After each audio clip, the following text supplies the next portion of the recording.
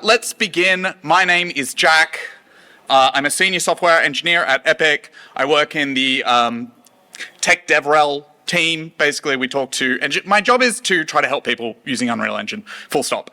So we can move on. But today I'm working on something that I am quite passionate about, and that is kind of tools development. So this talk is titled The Artist's Guide to Editing the Editor.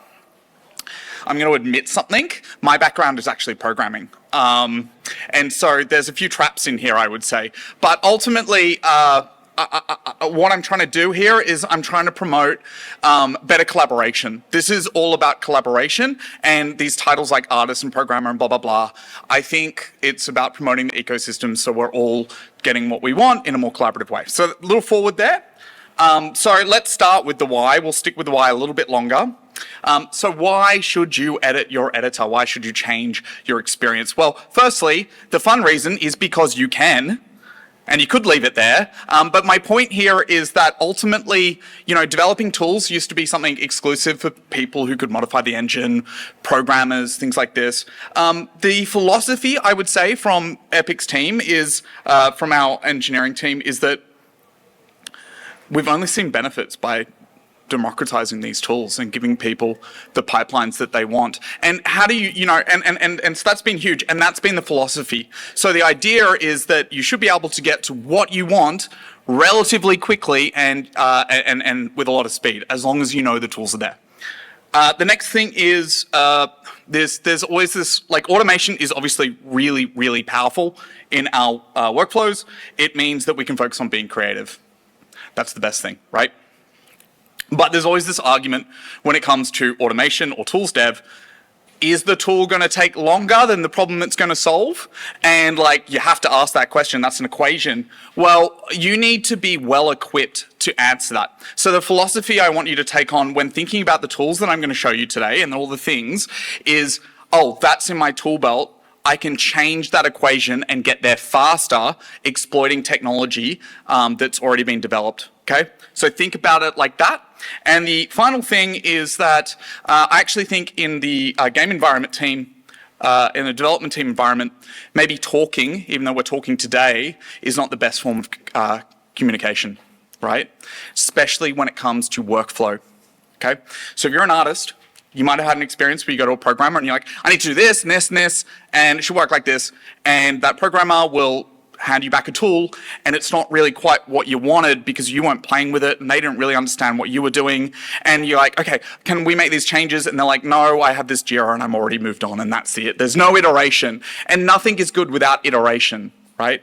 And so if you're able to make a terrible tool, right, that has all the UI and kind of works, that is the best form of communication that you can hand over as a design brief to someone who might be able to help you get those things in, right? So communication is another reason. So that's all the kind of conceptual theory. Now we're just going to dive into lots of different things. But ultimately, we're covering two things: workspace UI, UX, and content pipeline. To dive a bit deeper, we're talking about engine features. The goal of this talk is awareness, right? It's about expanding your tool belt, but I want to do practical implementations as well, right? So I've got a few fictitious scenarios and we'll go through that. And I want to spend time on how those things go together. It might be a bit boring at times, but I want you to see the pieces click, okay? That's too much to do in 50 minutes. I'm hoping to get this done in on the 50-minute mark, but we might be like a minute or two over, and I will not be offended if you leave, or we'll just see how we're going. Yeah, we'll see. I might skip some. We'll work it out. So let's start with customizing the editor, your workspace, your way. That's fun. And I want to start really simply. We're going to start off with a tool that's very simple, that's very powerful, and that's the details button, right? We can really start our tools with this. And that is that if we, in an actor blueprint, basically tick the button call in editor, we end up with a button. And that's great. Now we have a button we can use in the editor.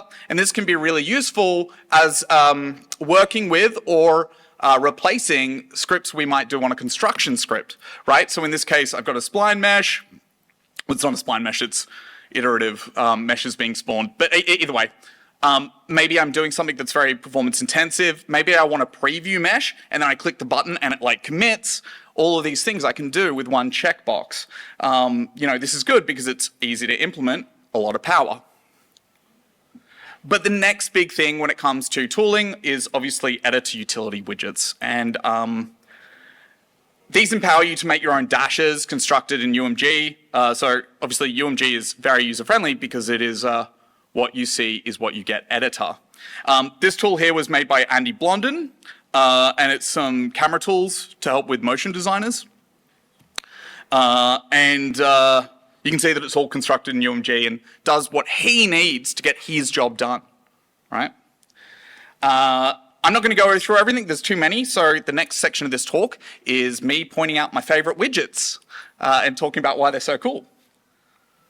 So the first one I wanted to talk about that will be useful is the single property view. So I'm going to make the examples I'm showing are mock-ups, not of a game-facing UI, but maybe something designers would use. And my point is here, even though the talk is for artists, these same rules apply to animators, to designers, to everyone, okay? And that's why it justifiably looks bad, right? That's my justification. If you want to learn more about how it affects designers, I did a talk about that in 2022. So in this example with single property, I'm able to select a scene actor or asset reference inside the widget, and it comes with all the usual UX trimmings. So here I'm selecting a data asset and then having the widget respond. It's showing information about that item in this sense. Creating them simple, we can just drag them into the layout, and then we just type the name of the variable that we want to represent. But there's one gotcha, you need to give it a context. This is a really powerful feature about single property view because it means they can show a variable about anything we're pointing to. But a common design pattern that I find that I use a lot when I'm making tools is I make it reference itself. And then that way I can expose variables from the widget itself to then do things to them. So it's a very simple pattern to use. However, single property view only supports a few different types, and it's pretty limited. A great way around this is to use the details panel widget. So you can see here I'm representing a struct, and this struct has some meta attributes, such as checkboxes. That's not possible with single property view. It just doesn't support that. Although I'm using it for only one property, weirdly, it can be a better choice, and it is okay. So what's cool about this as well, though, is that if I wanted to add more variables, I can add them really easily. To set them up is also really easy. Just give them a category, put your variables in that category, bingo bango, we've got a way for users to put in data for our widget. And once again, they come with all the usual trimmings for UX. Another really cool tool that not many people are using is the object mixer.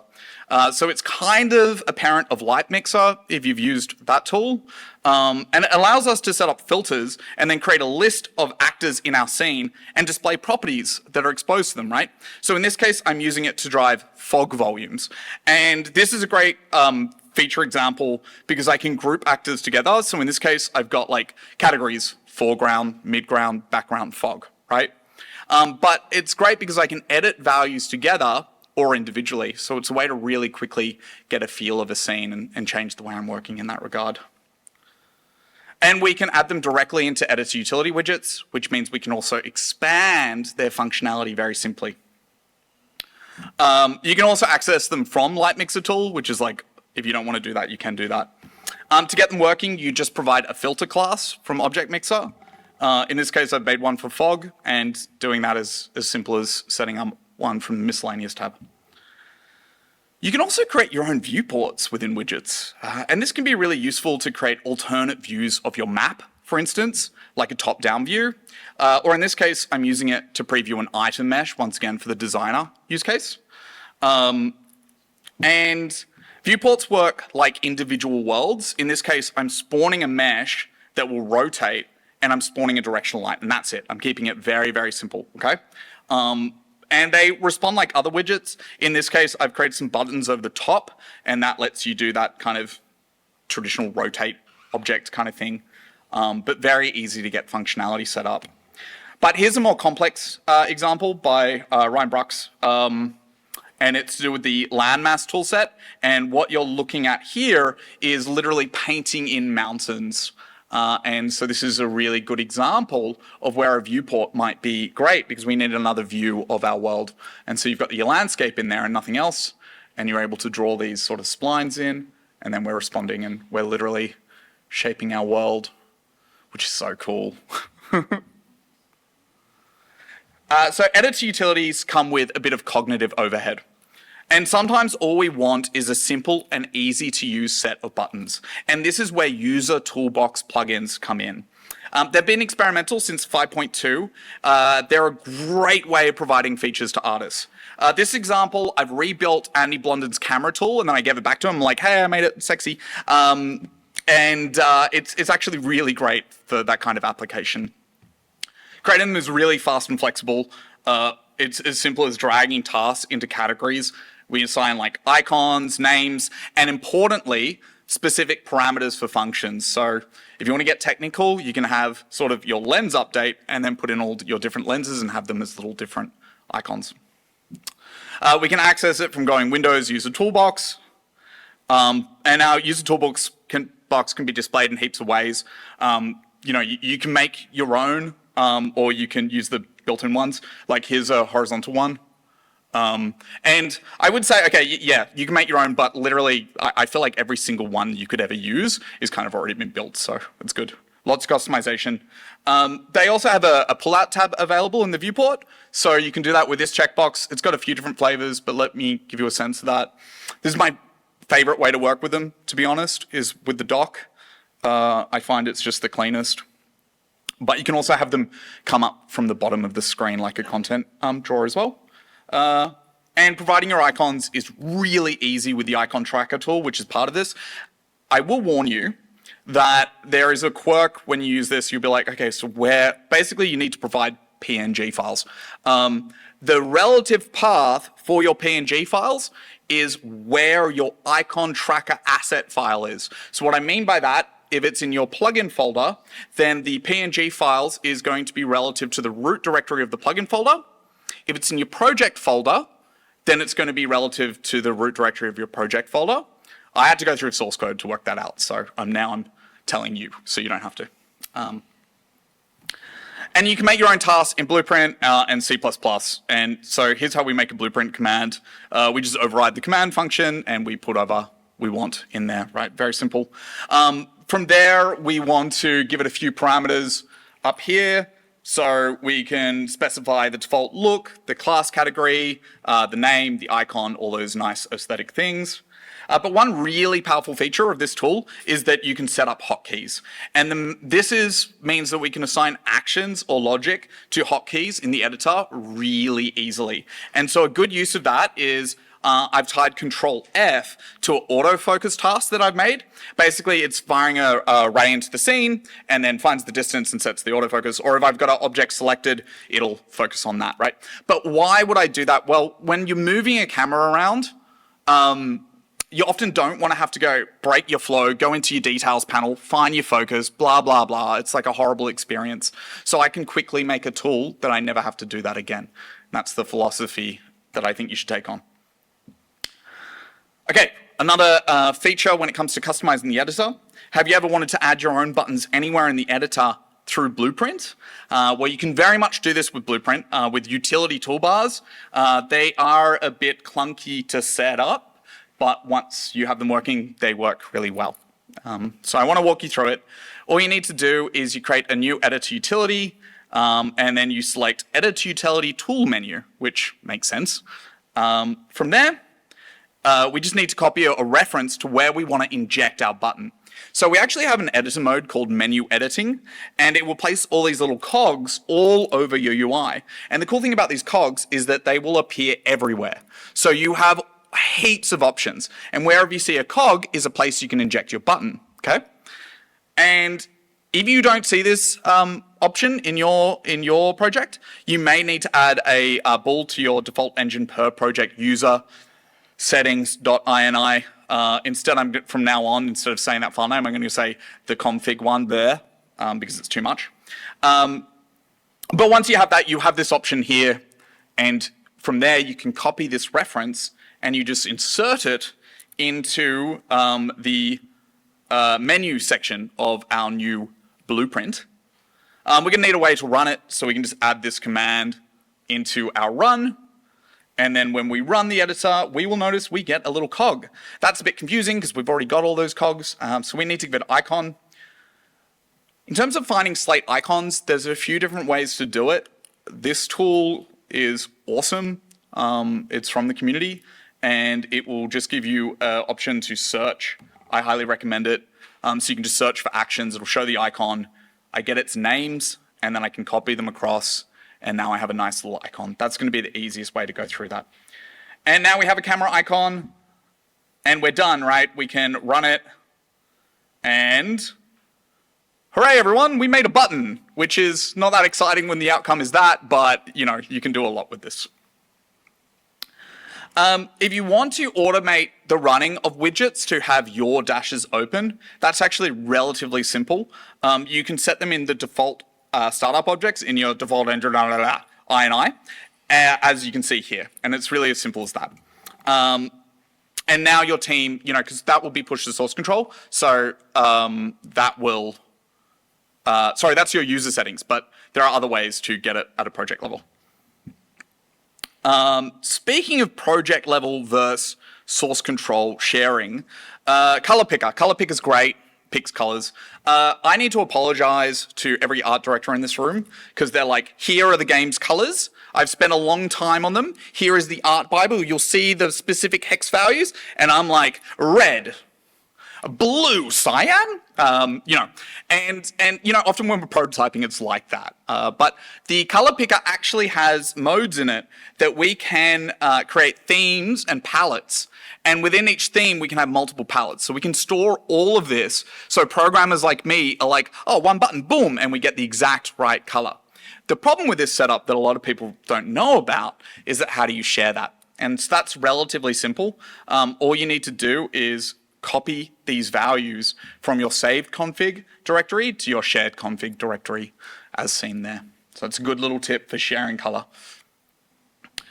Geometry tools in the editor are extremely powerful. There's so many tools here that it's its own talk. We're not going to do that. I'm just going to show some highlights. So in this example, I'm showing the geometry edit mode. And we're going to be using the engine's baker to bake a curvature map to the nanite mesh's vertex color. And so that's a really useful thing to do because typically nanite meshes have enough topology to save on extra textures, right? Depending on your art style. But with the curvature map, we could add moss in the dank spots or snow build up in the crevices, etc., etc. And so that's just one thing, but there's a whole option list of things we can do. If we're talking about geometry tools, there's also the scriptable tools. This example, Chris Murphy, my colleague, made when it came out. And basically, it allows you to drag. It's got a drag tool. It draws a line, and then that's getting replaced with a spline, which is generating a procedural mesh. But you have a lot of tools. You've got click tools, all the way to just gizmo tools. And so a gizmo tool is where you're rendering 3D gizmos into the world to do whatever you need to do, right? And so this example is very simple. It's just doing a show hide volume. But, you know, your projects obviously need very bespoke things, and being able to make your own 3D gizmos that very simply you're able to build tools on top of, all in Blueprint, is pretty amazing. So I want to look at different ways you can script the editor with some examples. Can I get a show of hands here? Who likes to use Blueprint currently? That is very good. Who feels like they should learn Blueprint, but you know they're in level design and they haven't found those opportunities? Yeah, this room rocks. And I'm glad you're here if you haven't touched Blueprint, because we're about to dive into lots of stuff.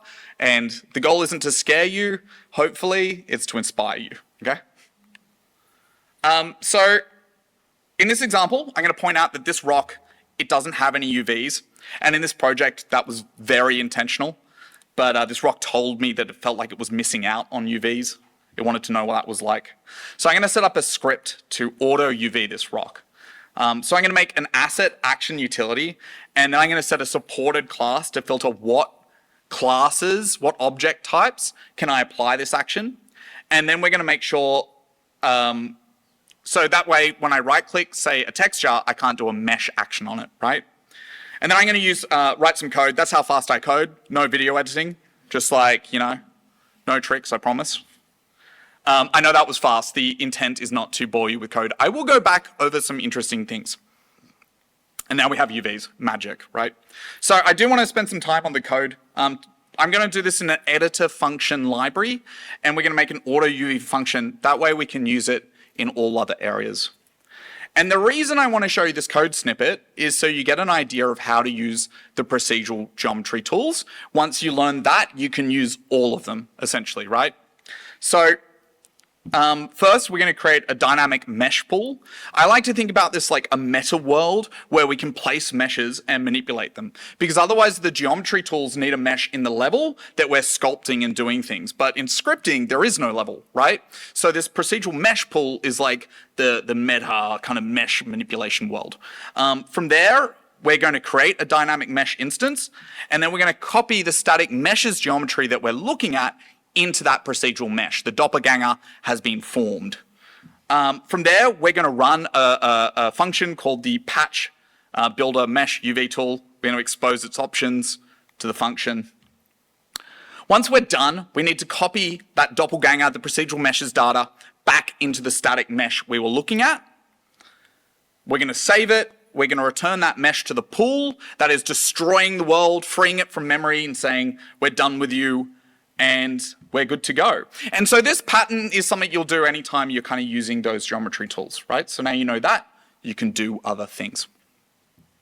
To expose the option on our asset, we just take any custom event, we name it what we want to see in our menu, and we create this in our editor utility asset. We make sure we tick call an editor, and we're good to go. So here's the rest of the function. Basically, I'm iterating over all the selected assets in the content browser, and I'm running our function. That's it. Another more advanced way you can create scripts is to use an editor task utility. This is if you want to show off in the office. Basically, it allows async execution of all these different things you want to do, but it comes with toast pop-ups that have little messages, and so you can be like, look at how professional that is, and you can tell people what's going on. Typically first, we'll just make a normal editor utility like before, but we need to come back to this to kick off our task, okay? So this could come from a widget, could come from a scene utility, could come from anywhere. So in this case, the previous example, instead of running the function here, we're going to make room to execute our task, which is going to go asynchronously.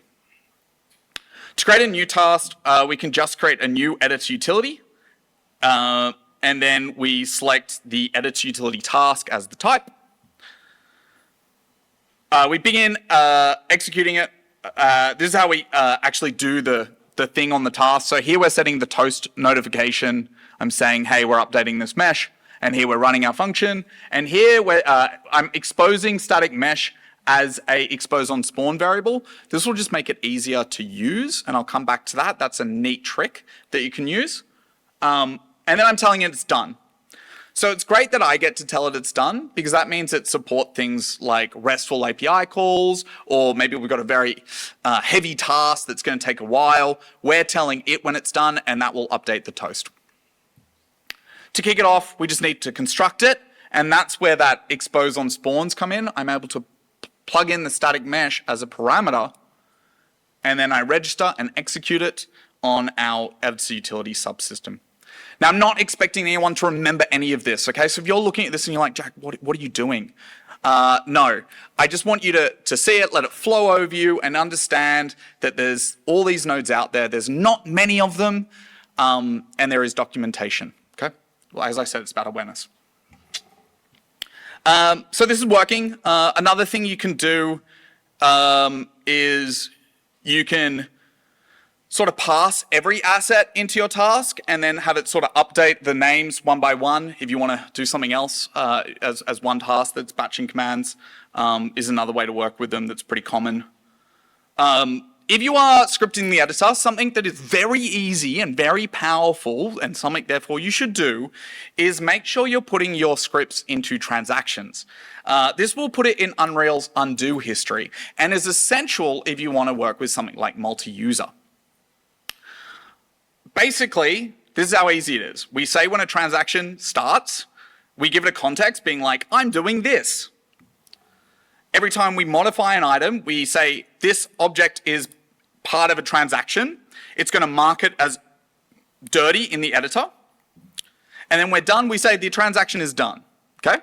And what that's going to do is when I do my little task to generate UVs on all these beds, I can Control Z and remove all those UVs. Very professional. Next up, I want to talk about content pipelines. So content pipelines are important because realistically, a lot of the work you do in your project is going to be outside of Unreal. And that's why it's important to think about this process, right? As artists, we need to think about this process.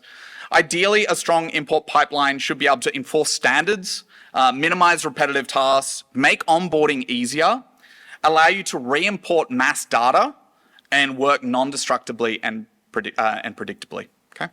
That's the goal of all this. But we'll start with something really simple that a lot of people don't know about that adds a lot of value, and that is relative import paths. Even in some of the Unreal samples, you'll look at the import path and it'll be some developer at Epic's like C drive, user settings, textures, and you're like, what? Basically, this allows you to set a relative path like your project file, and then if your source files are on a network drive or Perforce or whatever that is relative to that project, you'll be able to do the same re-import if you have those source files, rather than users/Jack Condon/whatever, right? Very simple, lot of value. So Unreal can handle a lot of different imports. You've probably seen this slide if you've been paying attention to Unreal's imports, and this is great. Datasmith's great. I don't know, FBX is great, sure.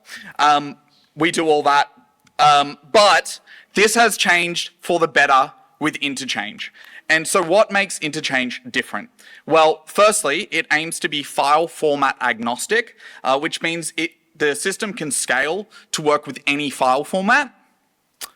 The gotcha here is it doesn't mean currently it works with every format. What I mean by that is that the architecture is designed in a way that we can reuse huge chunks of the code regardless of your asset type, okay? It's asynchronous. So if you've got big computers with Threadrippers or whatever, or you've got lots of cores and you're importing giant scene files, you're going to get the most out of your hardware. That's very welcome for people who are working with USD, for instance. It's customizable, and this is what I want to cover, because this isn't, you know, we're not doing a talk on formats, but Interchange is the perfect system to build your frameworks on. And it also works at runtime. That's cool. We're not touching that, but whatever. Very, very interesting. So this is what it looks like. It looks similar to the FBX importer, right? But if you're paying attention, there's a few different changes, and we'll walk through those in a moment. So you're like, Jack, it's a more complicated importer. I really do not care. You've trapped me in this room. But the thing is I want to come back to that customization. That's why you should care. It is so, so powerful. But before I get there, I'm going to trap you in the room more, and we're just going to go through a tiny bit of theory, and then I'll show you the goods. I'm so sorry. But we need to understand the key values first, okay? So the pipeline always begins with a translator. This is responsible for turning the file format, like GLTF, for example, into a generic interchange format. And that interchange format is just held as nodes.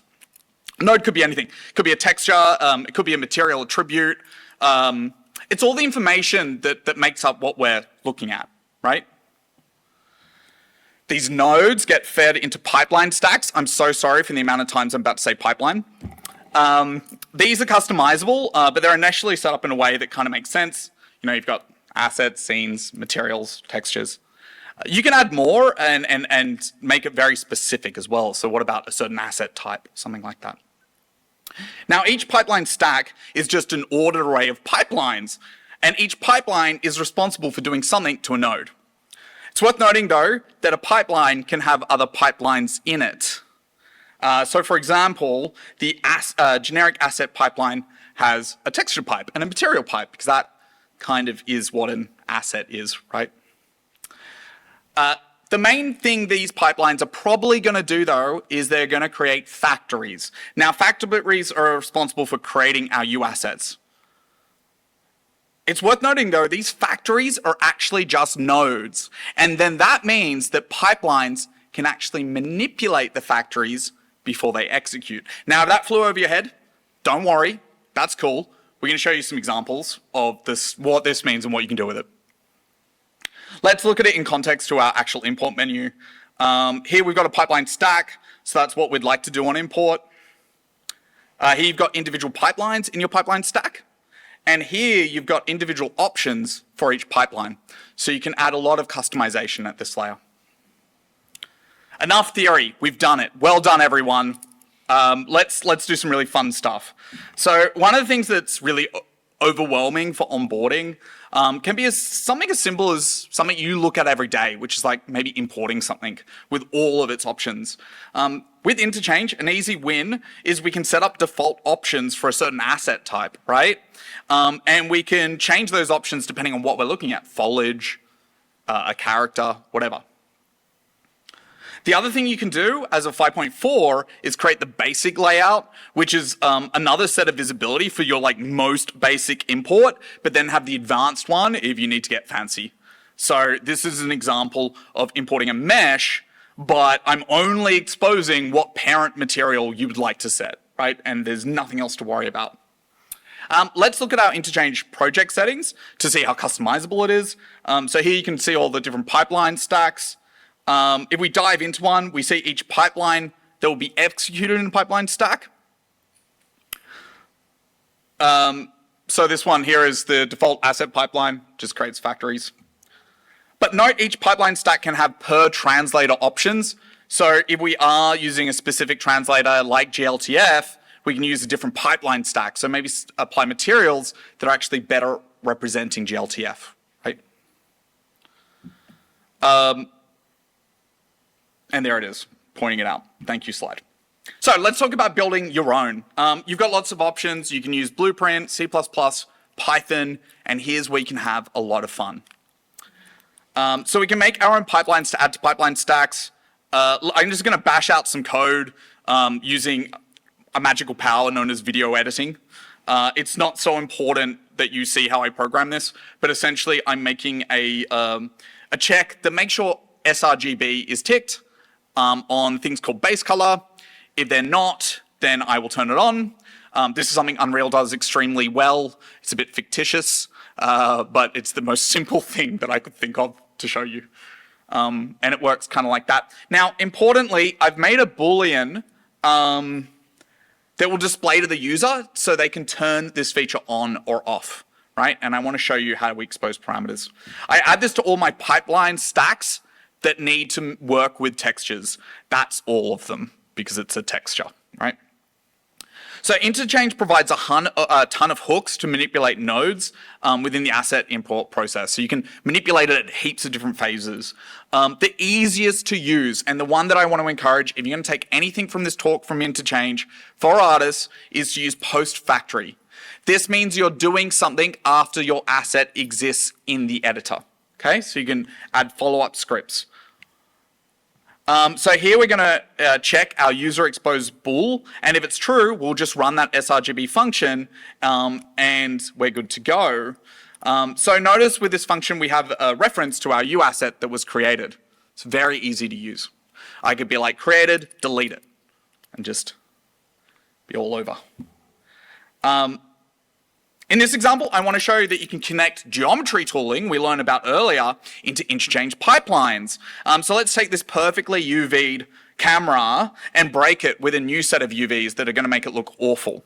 And so I'm going to do a similar setup. I'm just going to use a little Boolean, and that's going to get exposed. And then I'm going to run our auto UV function that we ran before. So a lot of people haven't probably worked. Who's worked with Datasmith here? Can I get it? 3. No, 4 including me. That's a real shame. And the reason I think that's a shame is because Datasmith has this tool called Visual Data Prep. And it's really, really powerful, but it only worked with Datasmith, so people haven't seen it. Basically, it allows you to make import recipes that are node chains that allow you to manipulate an asset on import. And it can do things like apply material instances, simplify geometry, even apply UVs. And it can do all this headlessly. So that means you could have a server where people are putting scene files. It's spinning up and then processing them and then checking them into Perforce as U assets. So it's quite powerful. In 5.4, however, we can use Interchange as an import option, meaning Visual Data Prep will now work with scene formats like GLTF. So now everyone can have this little treasure. The basic principles for a recipe are we've got selection nodes. That's like what are we doing a thing on. Operation nodes, which is like do a thing.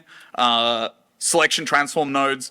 These work a bit like filters, but they can also change your current selection as well. We can also just make our own. It's a very expandable system. In this example, I'm merging all the geometry together, reducing its triangle counts and building LODs, and now I have this gigantic camera. So I wanted to provide a more advanced option to really cover Interchange. How am I going for time? I think we're okay. Good. 15, yeah, we're good. This is a little bit more advanced. Basically, a really great way to work is to change the nodes before they create U assets, right? So we can actually make changes.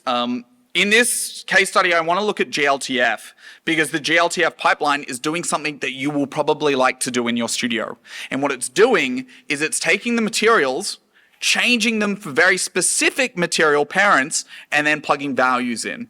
Imagine you want to do that with your foliage system or your characters, right? We all know that we're trying to get rid of shader permutations. We have a lot of master materials that do very specific things.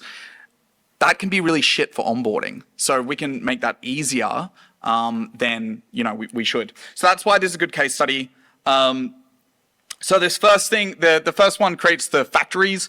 It's just the generic asset pipeline. The next one prepares where they're going to be in the scene because it's a GLTF, it's a scene description. But this third one is the one I want to focus on. Its main job is to do that. It's going to look at the factory nodes that have been created, the material factory nodes, and manipulate them, right? And it's going to make them sort of GLTF. And the way that works is it's just a setting in you developer settings, and it's saying, hey, if we have this data, replace it with this material. Pretty simple. It's also doing some parameters. But back to our theory graph. And basically what's going on is we've only replaced 2 tiny chunks of our pipeline to get this working. We've obviously got a GLTF translator to convert GLTF into those nodes. And then it's in nodes.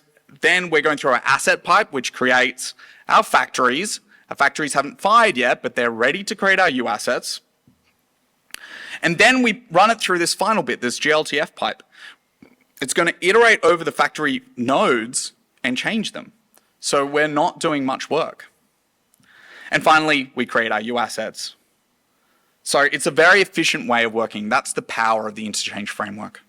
So here's a really simple blueprint node to show what that might look like, to better explain it. Basically, we've got our scripted execution pipeline and instead of post-factory. So as I said, this is a bit more advanced. We're going to get all the factory nodes, the material instance factory nodes. We're going to get their ID. We're going to cast them to get access to all the functions they have. In this case, we're getting set custom parent, and we're going to set a material parent of whatever we've got as this global variable. So there's the global variable, just that weird hologram material, and we've made another ugly camera. But yes, very simple execution. Obviously, that can be expanded in your own projects. So cool use cases for this would be like setting material instances to get rid of guesswork. Derived assets. So what about importing like an armor mesh, and then it goes and creates the data asset to get that item into your game, right, as a postscript? Or what about foliage? You bring in foliage and it sets up your painting parameters. You could also perform geometry modifications if you've got a stylized game and you wanted to do that kind of stuff within your import pipeline. It's also got application and PCG, I reckon, with setting up like level instances and assemblies and things like that. All pretty cool. I'm going to burn through this. But metadata is quite important. I did want to make a point that I did a talk, people got confused between the asset registry and metadata because they're both kind of metadata. The main thing here is that think about these two things in Unreal as separate databases. Asset metadata lives on the asset, which means you need to load the asset to do something to it, and you need to dirty the asset to change it. The asset registry is a database that exists side by side to the asset and is generated based on rules. And so they're useful for different things. But we can set metadata in our DCC, and this is really powerful. Here you've got Max and Maya, and this is what it looks like when you import it into the engine. And so we can get metadata using an fname, or we can set metadata during our import pipelines. So in this example, I'm setting metadata on import, and these settings are setting like the asset progress and the artist name. That information is then driving this widget Kanban I built. I don't know if this is a good idea. I don't think you should be tracking assets, but once again, novel ideas that you could do, right? And I'm doing this with metadata. And you can see I'm just using a post-factory implementation to set that metadata, right? And once it's imported, we can see that by clicking right-click, show asset metadata. This is a good way to debug. A lot of people haven't seen that. Note on 5.4, you can't access editor functions within pipelines because Interchange was designed for runtime. But you can write your own kind of ways around that. Fixed in 5.5, which is now in preview, so who cares? So the asset registry generates this database side by side, and it's generated by rules, as I said. Here's an example. You've actually seen this. All this little data here that you see is actually information in the asset registry. And we can also search. And that's also like immediately useful, being able to use the content browser to search for information. This example would be crazy to load if we're trying to load every asset by the asset metadata, right? Load every asset in our game. So I'm using the asset registry here, but there's a trick I wanted to show off that a lot of people haven't seen, and I just wanted to prove right now these assets, they can't be searched. That means they are not in the asset registry. Asset metadata, asset registry, different things. But I can copy them across by going to project settings, asset manager, and then go to metadata tags for asset registry. And what this will do is copy any fname that copies from the metadata tag, it will copy it over to the asset registry. So now I've got the best of both worlds. That's great because if you wanted to apply custom information to a static mesh or a texture into the asset registry, you could use this implementation. Be careful, that is so abusable and it could set up some horrible patterns. So great responsibility and all that kind of stuff. As I said, now it's searchable, which is already pretty cool, really. I can say, what am I working on? Once again, I don't know if this is a good idea, but you could do that. And the Kanban code, it's just going through the registry. Okay, I'm pretty much out of time, but I wanted to quickly go over one last thing. It's the validation plugin, and essentially, I can set up checks that will essentially look at all my assets and tell me if I've done something wrong. And I can set this up when I save something, when I try to push it so I can play with it and be free, but then when I try to push it on the server, it'll be like, you're not submitting that, buddy. No good. And I've got a lot of different options. This check, I'm just checking if something has the word base color, and then I'm doing our favorite. I'm going to basically do a test to check if sRGB is enabled, right? So if sRGB is not enabled, I'll say, you don't get to save that. Go fix your mistake. With which might be too aggressive for some studios. You can also set a warning. I actually prefer that technique. You don't have to, like, there are some times where you need to get around a linter. So, you know. I'm not going to explain how they work, but what I really wanted to get to is something that really keeps me up at night. This is a note on the question I get often, and the question I asked the team was, hey, we have Interchange, should we use it as the validator? And it's like, well, we have asset validation, so don't do that. The answer is actually, in 5.5, you can run the asset validation system inside Interchange. So when someone imports something, you can tell them straight up that it's bad. But the other thing is, because Interchange can run headlessly, you can experiment with like making a button in Maya or Blender that actually starts up Interchange, runs the mesh, and then sends a JSON response back to, say, Maya, and they don't even need to open Unreal to know that they have too many verts or whatever. Quicker iteration. That's something we actually played with. One of our pipeline people was showing me, and I was like, that is so cool. But the asset reference restriction plugin is a implementation of the validation system. And like, there's this horrible issue that, that you can, so there's this new way of working, right? And it's like very modular. We're making content plugins, things like that. Basically, this is great for DLC, it's great for a lot of scenarios, but you can make references anywhere. Nothing's stopping anyone. And you might make beautiful graphs. This is using the plugin reference viewer. And you can say, hey team, go look at the graph. No one's gonna look at your graph. No one ever looked at my graph. They're not gonna look at yours. And so what do? Well, you need something to stop them. And the truth is, it's not their fault. There are so many places you could make a mistake in this, right? So it's no one's fault. It's horrible. And enter the asset restriction plugin. Basically here I've got an example where I've got a plugin A with a mesh from plugin B with a mesh from plugin A, and I've set up a rule to say one of them is okay, one of them is not okay. It's the labyrinth door scenario sort of thing. Basically, all I need to do is turn on the plugin. I just turn it on. I restart the editor, because it needs to be registered. That's a quirk with asset validation. They don't turn on immediately. You have to restart the editor. And then when I run it, it's like, hey, this asset in this specific folder is referencing this folder that it's not allowed to. Oh, finally, we have a solution. So I highly recommend, if you don't want to make your own asset validations, just turn the plugin on and I will sleep better at night, right? Final point that I wanted to make, this isn't appropriate for anyone, but kind of came up recently, is that people are making studio plugins now, and like, how do you share them without much studio infrastructure? Maybe you're a AA, you don't have too many systems. There's so many questions about how to do this.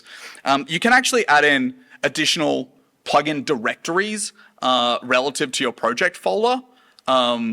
So you could have your studio plugins exist in those. And that's just another option that I wanted to point out that a lot of folks don't know about. But with all that, we are over time, I believe. I want to wrap up. We've covered so much. Everyone here is an absolute legend for getting through that. Once again, it was, if anything went over your head, doesn't matter. You've seen kind of the inspirations of things that you can do, and there is documentation out there. So thank you very much. Final thing is, I've got my email up there. The reason I've got it up there is because I love collecting images of people's studio tools that they've built. It like brings me so much joy to see like weird things that people have made. And I like to rebuild people's tools as well, but like it's about that finding that inspiration of what do people need? What are your quirks? So send me your weird things, and they can go on my little Pinterest board of how people are hacking the other. Thank you very much.